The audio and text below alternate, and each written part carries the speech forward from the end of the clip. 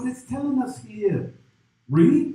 Read it again, 13. Read quickly, Pastor. The remnant of Israel shall not do iniquity. Read. Nor speak lies. Read. Neither shall a deceitful tongue Read. be found in their mouth. Read. For they shall feed and lie down. Read. And none shall make them afraid. Nothing's going to make us afraid. Brothers and sisters, we're not going to be afraid. Yes, sir. So, with the ending of verse 13, Mm-hmm. that equate to verse 3. Verse 3, let's see. Let's read. Verse 13 and verse 3, sir, together? Just read verse 3. Just read 3. Chapter 3, verse 3. Her princes within her are roaring lions. Go on. Her judges are evening wolves. Read. They gnaw not the bones till the morrow. Go on. Her prophets are light and treacherous persons. Go on. Her priests have polluted the sanctuary. Go on. They have done violence to the law. Now, that's speaking about Christianity.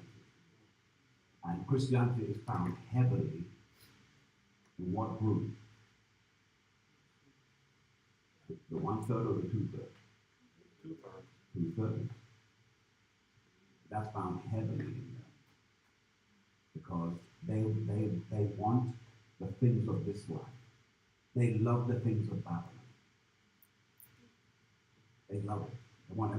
Look, listen, the Most High is not saying, brothers and sisters, look, let me put this out as a disclaimer. The Most High has nothing against you being prosperous. Nothing. Because everyone that was under his auspices in the scriptures were wealthy. See, he kept them. Those who would keep in perfect peace, whose mind stayed on him. He would do that because he needed them not to worry about foolishness. So he will prosper you. And that's why one of these days I'll actually teach you on finances and teach you on the word prosperity. Because prosperity, it means at its root a journey. That's what it means. You prosper, meaning that as you go through life and you travel through life, he prospers you. And you know he does because all you've got to do is look back just a little while where you were, and then you'll say, I don't want to go back there. I know where I'm now. I like here better than there. I might have been younger and prettier. I might have had more life in my body, all of those things, but when I look back, my soul looked back and wonder, how did I get over there? See? So that's what prosperity is. I'm going to touch that. I just don't like to teach on prosperity and finances because people make that their goal set. Our goal set is the kingdom. I don't want us to get lost up in money. That's why I don't push it. But I hope you will help the ministry, however. Hallelujah. Oh, come in here. See? Because after I say that now, a person will give a penny and say, God bless you, Pastor, from here's the penny. All right, so leave that alone. Yes, sir, go back to your point. Thank you, the point. I was wondering what that was, because that's what stood out to me. Yeah, well, what you're reading there is about that game of 2/3. Okay? All right, we're going to stop there. It's a beautiful rendering, isn't it? It's a beautiful rendering. And what we will do, I've got a course of teaching that I want to do for you on a Wednesday night, which I believe you're going to enjoy. We're going to go back to the book of Genesis. And you know I love Genesis and the book of Genesis. I do. But we're going to go there and we're going to break it down everything about Adam. From his reign, his position, his sentences, his jailship, being incarcerated. It's going to be quite good. So we're going to go through that and be breaking that down, and it will incorporate some of these books. All right. So let's quickly cover some things. All right. Let's just look at what's going on in the world before we get into the teaching. I'm going to say this again because we touched on it tonight. How about the crow, the raven? who went up to the Israeli flag and bit that thing apart until it fell to the ground.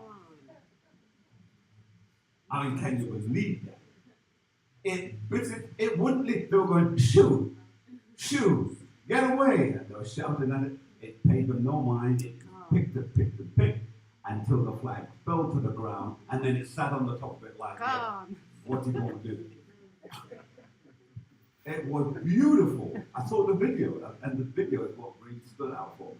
I guess my your hand was first in yourself. You said, oh, glory. Okay, yeah. Go ahead. They say they don't say the crow was a sign of evil. It's death. Yeah, death. And all of a sudden, Crow it is just a sits on sign top of death.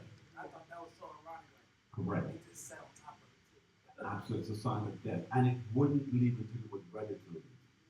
Remember, when the crow went out, or the raven went out, same species went out from the ark, it couldn't find life. All that there was death. The dove, on the other hand, when it went out, it found life. It found a little branch and brought it back. So the two birds have two meanings. All right? And remember, the raven or the crow also represents that of unclean birds or unclean species. Wow. So what it was doing was to show death is coming to this whole group here, that's the flag. And it was also showing that they are, like the flag, unclean. So that was very deep. See? Very deep. Any other point? Yes, ma'am? Grace and peace. I'm just looking at the nature of the crow. And it says that they're curious birds, but they have a reputation of being a thief. I got no argument with that. So, any other points? Any other points you'd like to share? Anyone else? Anything else you would like to share? Anything else? Yes, sir. Nobody talking about Russia and China signing that trade embargo. We're not talking about Russia and China signing that trade embargo. It's going to affect the United States currency. They're talking about Trump being indicted instead of talking about what's about to really happen. Well, remember, the whole purpose of the Trump talk is to divert people's attention. That's all that is. And I'm hoping that our people are smart enough now to kind of see that there's a lot more going on than what meets the eye. That's why, as I said to you before, I keep on saying you can't watch American news. American news is designed to keep you asleep. And look at white people now are using this term called woke. Right. What do they know about woke? They don't know about woke. Woke isn't what we are today.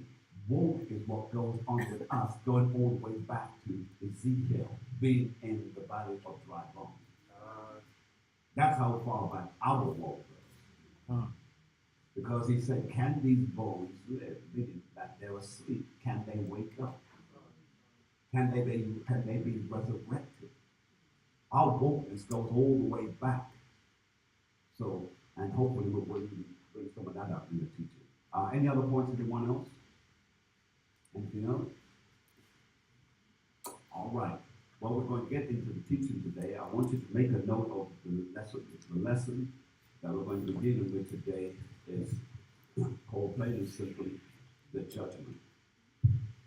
The judgment. The judgment. Right. Yes, sir. One more incident about that man being choked on the train. Okay, what happened there? Well, dude, he had a mental problem. He was on the train every day, like, begging for money and just would say irritating. He never messed with nobody. He never touched nobody. Then that white man got him, and put him in a chokehold. He choked to the death. Was he black? Was he white? Black, the dude was black. The white dude choked him to death, and they said it because he was trying to protect everybody from him, but the dude never presented any kind of threat for everybody. He put on that train, they said years. But remember, we're living in an age where any excuse is passed to kill one of us. Now Yeah, but then the picture they give of them is like a nice picture and everything else. You know, the man Well, that was telling me. And again, I'm sorry to just cut in there, but again, that's a byproduct of the fact that why you cannot trust American news. American news will completely make a Caucasian individual look innocent, even though he's done something heinous. And they will make a young black person's actions appear to be that he's the worst criminal in the world. The so-called Israelite individual has done a crime that amounts to this. And Jeffrey Dahmer, who has killed and eaten people, you will make him a hero and a romantic lover and make a film about it. I don't get it. But that's the world we live in. But if you're going to allow yourself to be, and that's what I keep saying to our people, stop watching these programs about what do you call it, the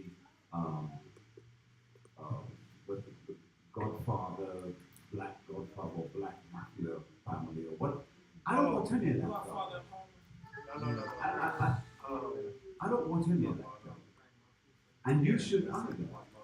You should be watching a program where they show our people, especially our women, fighting and rolling over each other and tearing each other's hair out and laughing at their hair hanging off their head. That, I think you are disrespecting your own people if you give good life of your time to that garbage. I think you do yourself a disservice. Any of that mess, you watch it, and I hope I'm not condemning anyone. That's not the purpose of it. My purpose is that you shouldn't be watching it. If you stop watching it, they have to stop putting it on. But if you keep on watching it, the race book, they're going to keep on putting that mess on. And all you're doing is making people rich out of foolishness.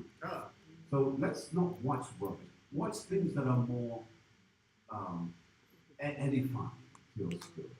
Yes? That'll build you up or give you more knowledge. Yes, did you have your hand up, man? Go ahead. And then I saw your hand, Richard, so keep it on.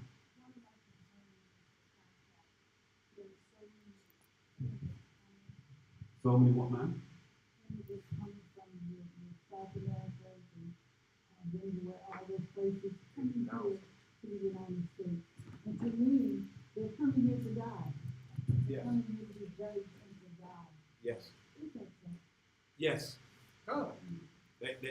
All those people who are coming here and they think they're coming to find honey, they're coming to their death sentence. The Most High put it in them because they need to be here when all hell breaks loose. Maybe, possibly, but the point being that everything that's happening in the world is happening because it's in the hands of the Almighty. He's making it happen. There's nothing happening because I just woke up one day and felt like it. You felt like it because the Most High sent the angels to influence your thought, your behavior, and that's why you do it.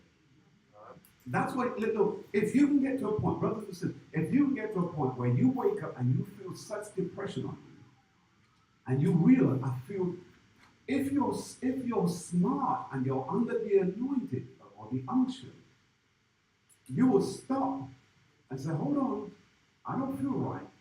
I'm going to fix this thing before I leave here.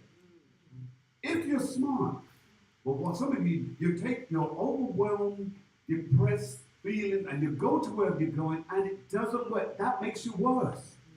Conquer that thing before you leave. Find your closet, find a room, go in there, pray, and loose yourself. And keep on saying, loose here. Because whatever it is that's on you, how it got to you, we don't know. If it got to you by night, we don't know. But you want to destroy that thing before you go out there. So you just go on out there, and you wonder why you feel, at the end of the day, you feel completely depleted and messed up. to start getting smarter, brothers and sisters. We are in a real warfare. And all you're doing is compounding your situation by letting further nonsenses in the world depress you even more. And I know what depression feels like. I know it. But I don't let it get on me. And if it's ever got on me, I spend time loosing that. Because it spreads. It has a way of getting on others. People depressed. And that's all they keep on going. And if you can't help that person, then get away from that person. So I make sure I get me right? So I don't affect the rest of my house. That's what Scripture says. That's for me and my house. That's what we have to do, brethren. Got it? All right. Brother Richard, and then let's get into the lesson. Richard. Oh, you did? All right. Very good. All right. Here we go. Now, what I want you to do is to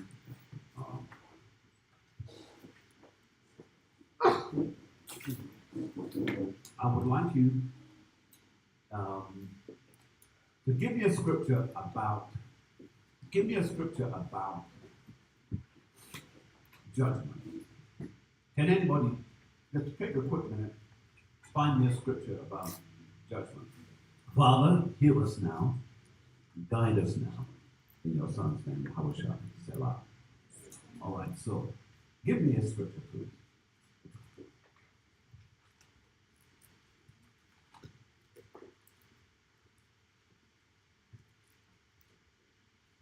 Anyone? Yes, ma'am. Revelation 19:11. Let's go. This is Revelation 19, verse 11.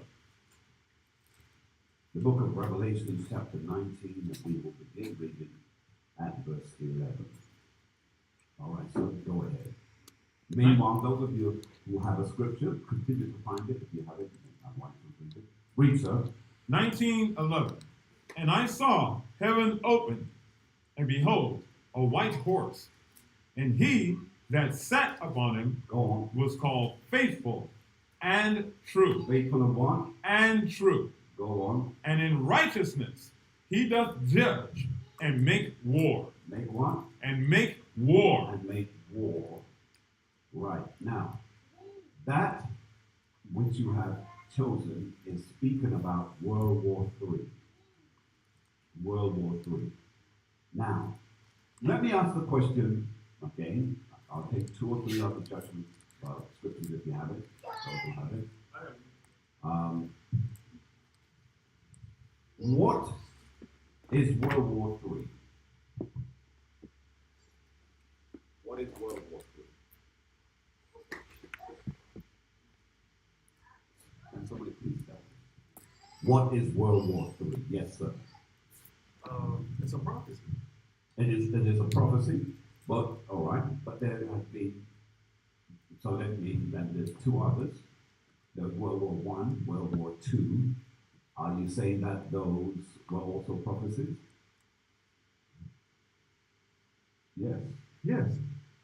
Now, if World War III is a prophecy, all right, what type of prophecy is it? What type of prophecy is it? Remember what I told you to look for. Yes, sir? Judgment. So World War III is judgment. World War III is judgment. We had judgment in World War I. Remember the word woe, W-O-E, woe, means destruction.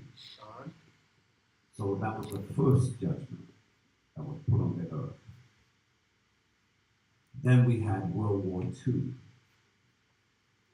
which is the second judgment that was put on the earth. Got that? Now we are getting set because all the signs are pushing in that direction.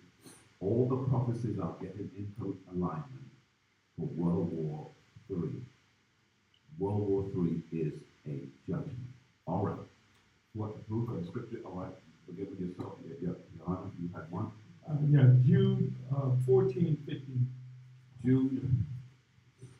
go to Jude 14. Jude, did you say? Yes, sir.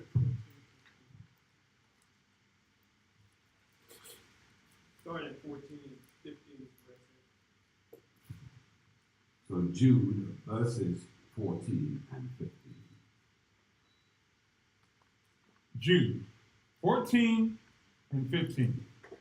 And Enoch also, the seventh from Adam, Go prophesied of these things, saying, Behold, the Lord cometh with 10,000s of his saints on. Go on. to execute judgment upon all, and to convince all that are ungodly among them of all their ungodly deeds, which they have ungodly committed, and of all their hard speeches, which ungodly sinners have spoken against him.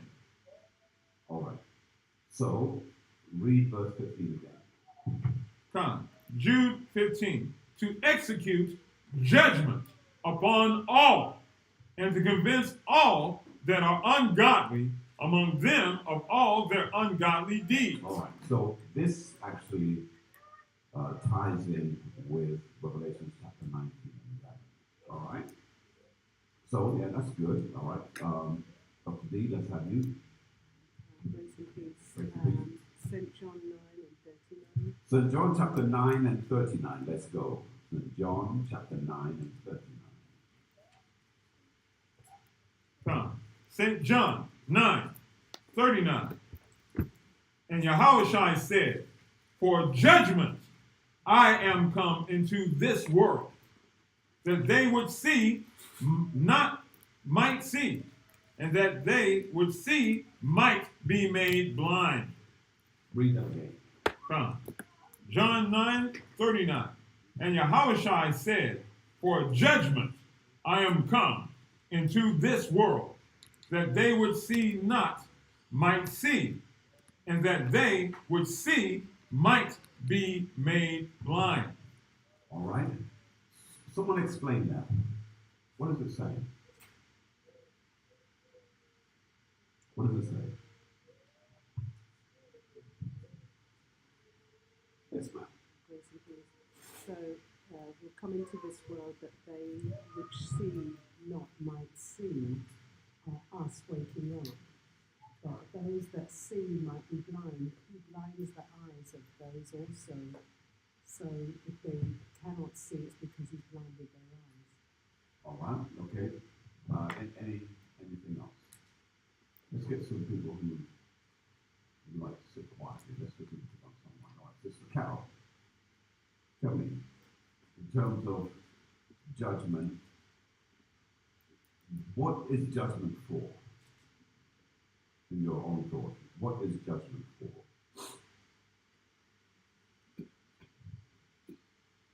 What is judgment for? When you go to court, why do you go to court?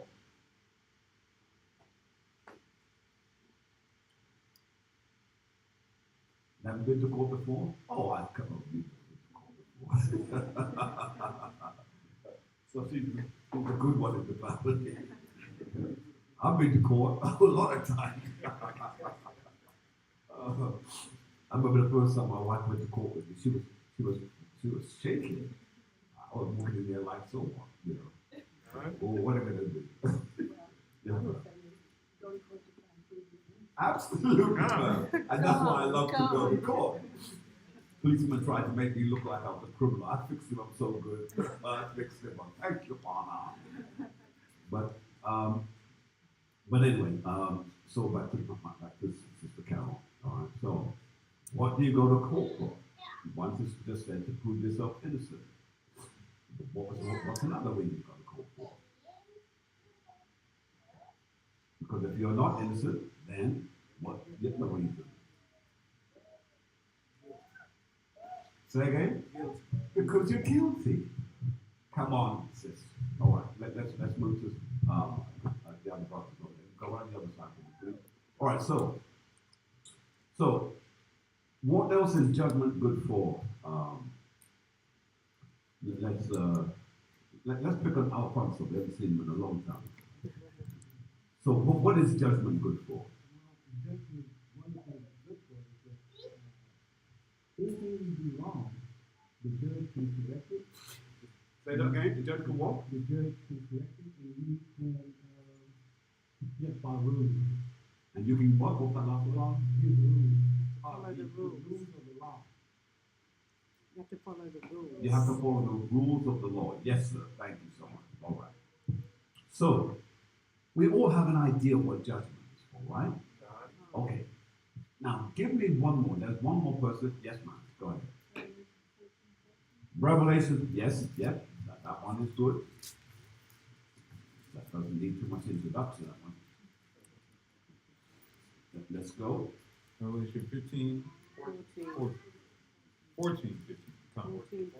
14 14. and 14. Come.